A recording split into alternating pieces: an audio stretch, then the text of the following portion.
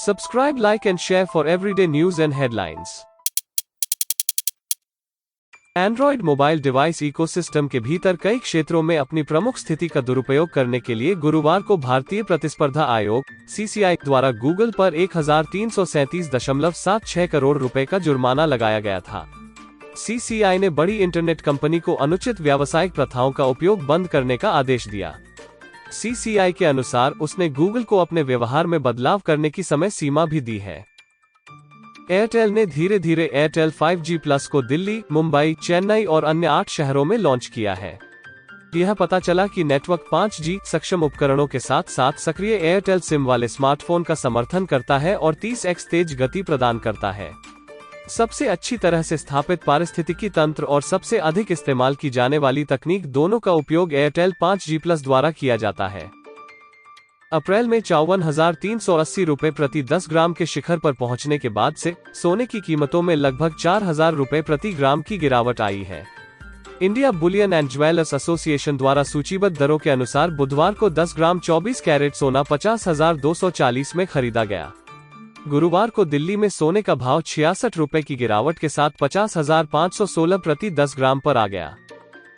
गुजरात विधानसभा चुनाव के लिए आम आदमी पार्टी (आप) ने गुरुवार को अपने 20 उम्मीदवारों की छठी सूची पेश की। संतरामपुर के पर्वत वागोदिया, दाहोद के दिनेश मुनिया, मंजलपुर के विरल पांचाल, सूरत उत्तर के महेंद्र नवादिया, डांग के सुनीत गामित और जूनागढ़ के चेतन गजेरा ने नामांकन पत्र दाखिल किया है। चुनाव के लिए पार्टी की ओर से 73 उम्मीदवारों की घोषणा की जा चुकी है। 1 अक्टूबर से 19 अक्टूबर तक दिल्ली पुलिस ने लगभग 13,700 किलोग्राम आतिशबाजी जब्त की और भंडारण या बिक्री के लिए 75 मामले खोले। अक्टूबर में पुलिस ने पटाखों के उपयोग से जुड़ी 6 घटनाओं की सूचना दी।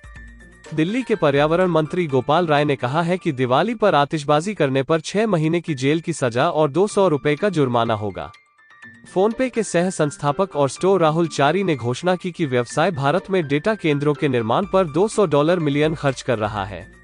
उन्होंने यह कहते हुए जारी रखा कि डेटा स्थानीयकरण के लिए नियामक आवश्यकता ही खर्च को चला रही है।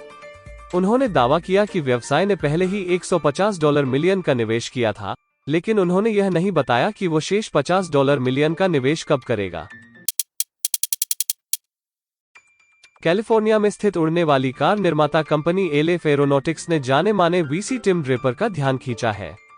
अपने ड्रेपर एसोसिएट्स फंड वी के माध्यम से टेस्ला और स्पेसएक्स में शुरुआती निवेशक ड्रेपर ने एलेफ एरोनॉटिक्स को $3 मिलियन का योगदान दिया है। कंपनी के संस्थापक जिम दुखोवनी ने दावा किया कि उन्होंने ड्रेपर के निवेश के बाद और एक छोटे ड्रोन प्रोटोटाइप को देखने के बाद और धन जोड़ा। गुरुवार की सुबह पश्चिमी पनामा में 6.7 तीव्रता का भूकंप आया। क्षति की प्रारंभिक रिपोर्ट कोई नहीं थी।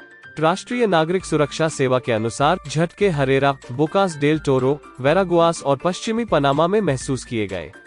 अमेरिकी भूवैज्ञानिक सर्वेक्षण के अनुसार भूकंप प्रशांत तट से दूर बोका चिका के दक्षिण पश्चिम में 62 किलोमीटर किमी में आया। यूएफओ के एक शोधकर्ता के मुताबिक पिछले 2 महीनों से प्रशांत महासागर के ऊपर आसमान में यूएफओ देखे गए हैं।